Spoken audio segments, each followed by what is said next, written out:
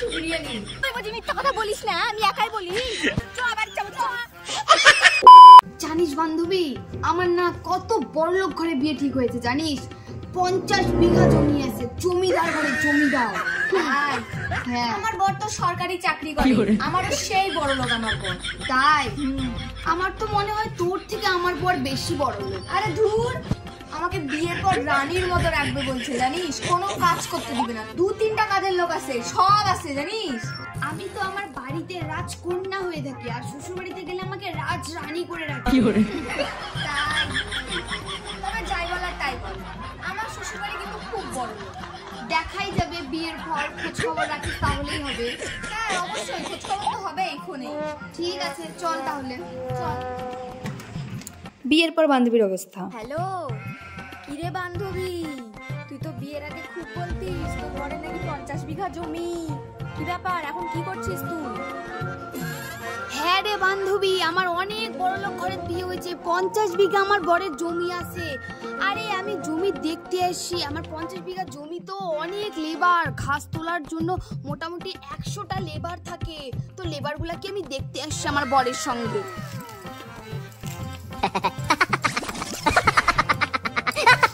হ্যাঁ বান্ধবী, হ্যাঁ বলিস না, কত লেবার, বাবা বাবা।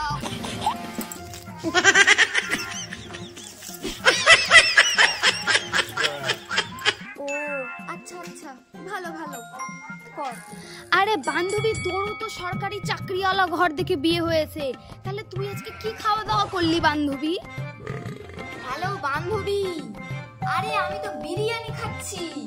আরে আমার ব্রেকফাস্ট, লাঞ্চ আর ডিনার প্রত্যেক দিনই আমি বিরিয়ানি খাই, জানিস তুই? হ্যাঁ বান্ধবী, আমি তো বিরিয়ানি খাচ্ছি, বিরিয়ানি। আমি তো চিকেন লেগ পিসটা খাচ্ছি এখন। সেই টেস্ট সেই।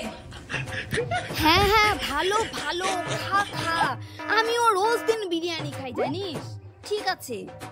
আরে বান্ধবী, তুই এখন কি করছিস? আরে বান্ধবী, আমার বাড়িতে অনেক কাজের লোক, তো ওরা হচ্ছে বাসন মাজছে, আর আমি বাসনগুলো দেখিয়ে দিচ্ছি কোনটা কোনটা মাজবে, বুঝলি? বান্ধবী, এই যে দেখ, ওরা বাসন মাজছে, বাসনে সব দেখতে পাচ্ছি। হ্যাঁ হ্যাঁ, আর বলিস না, কাজের লোক দিয়ে সব করে, আমি আমার ওগুলো ভালো লাগে না একদম।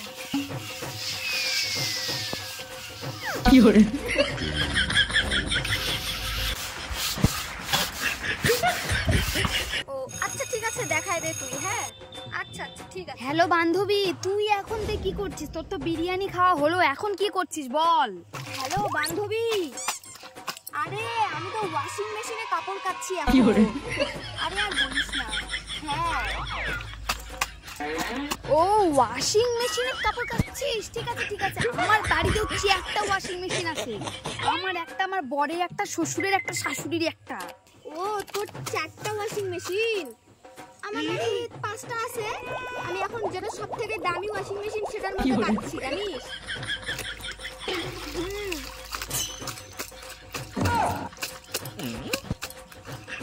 ঠিক আছে কাজ। হ্যালো বান্ধবী, তুই এখন কি করছিস? হ্যালো বান্ধবী, আরে আমার 50 বিঘা জমি আছে না, জমিগুলোর মধ্যে ছাগলগুলো চড়াতে নিয়ে আসছে, তাই আমি ওদের বারণ করতে আসলাম। হ্যাঁ রে বান্ধবী, আর তুই কি করছিস রে বান্ধবী? আরে বান্ধবী, আমি তো পার্কে ঘুরতে এসেছি। হ্যাঁ হ্যাঁ হ্যাঁ।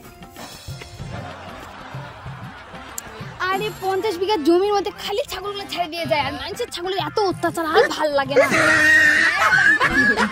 পার্কে ঘুরতে এসেছি।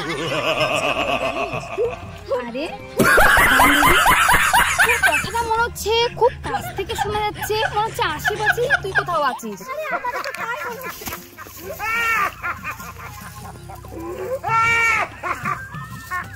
ছাগল চড়াতে আসছিস? পার্কে আছিস তুই এত ছাগল নিয়ে আসছিস, খালি আমি একাই? খুব বড় বড় ফুটানি, আমার বড় 50 বিঘা জমি, লোকের ছাগল চড়াতে আসছি। তোমরা এখন এসে দেখতেছ আমি নিজেই ছাগল নিয়ে ঘুরতেছি রে।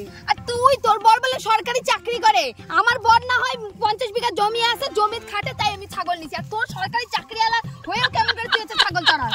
আরে কিনে দিছে ওই জন্য চড়াচ্ছি। শখ করে কিনে দিছে, ফুলটা আবার কানে ধরে আছে। এটাই তো আছে আমার ডায়লগ। তোর ডায়লগ নাই, কুমারী বয়স থেকে তোর এরকম ডায়লগ ছিল, কলেজে থাকতেও তুই এরকম ডায়লগ দিছিস। ফেল করতো আর কত কি, আমি বলে ফার্স্ট ক্লাস নিয়ে পাস করেছি, আর এখনো মিথ্যা কথা কোস। আর তুই তুই বুঝি মিথ্যা কথা বলিস না, আমি একাই বলি। সরকারি চাকরি আলাদাকে বলে সেই করে দিয়ে আগে রাজকন্যা করে থুবে। ছাগল চালাচ্ছি এখন। তুই তো বলেছিলিস তক বলে রাজরানী করে থুবে,